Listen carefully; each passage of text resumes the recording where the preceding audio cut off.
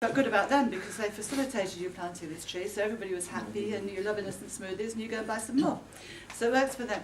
And I think there are analogies to be drawn from that for the world of politics. Obviously you've got to work hard to find out what you're going to offer people and how you're going to make them feel warm about you, but I think it can work. And I think if you look at Barack Obama's website, he's done it very successfully so far. And if we can harness the power here and restore people's faith in democracy, re-engage the electorate, well, I think it's worth a try. Thank you.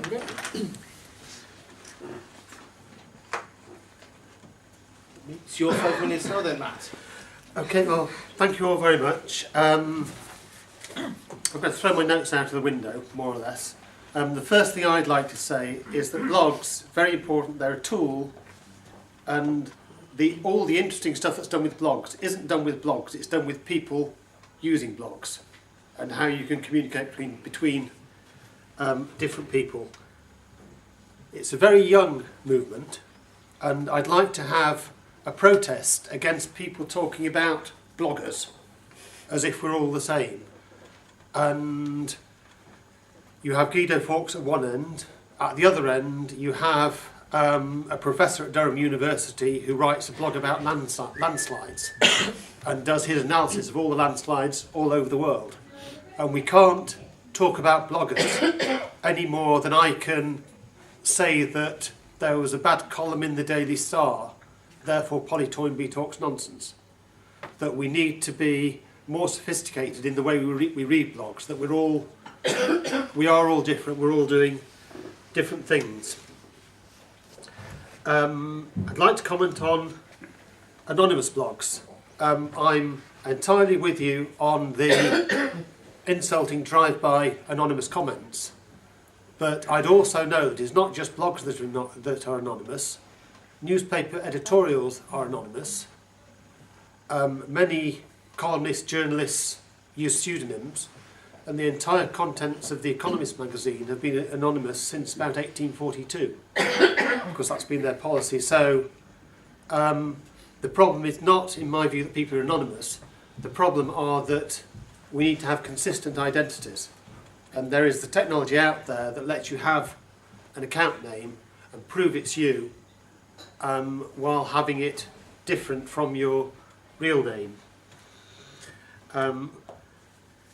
In the conversation that happened before this seminar, the one that struck me was that somebody said bloggers are pamphleteers, and I think that's quite interesting because it's pamphleteers, your Gilrays, your Hogarths, your people are the people who were at the forefront of popularising democracy in our country certainly since the 17th century. And I'd argue if you can go back as far as Wycliffe translating the Bible into English in defiance of the authorities. And if I'm in that tradition, that's the tradition that I'm very pleased to be in. Let me give a couple of concrete examples of what blogging is achieving. One from, we all know about the Usmanov case, I think, and that's fairly well known. But in the year since then, there have been probably another dozen. One from just last month, the EU have a project called mypal.eu, which is supposed to be a forum for all the elected politicians in the EU to discuss together online. The cost was 3 or 4 million euros.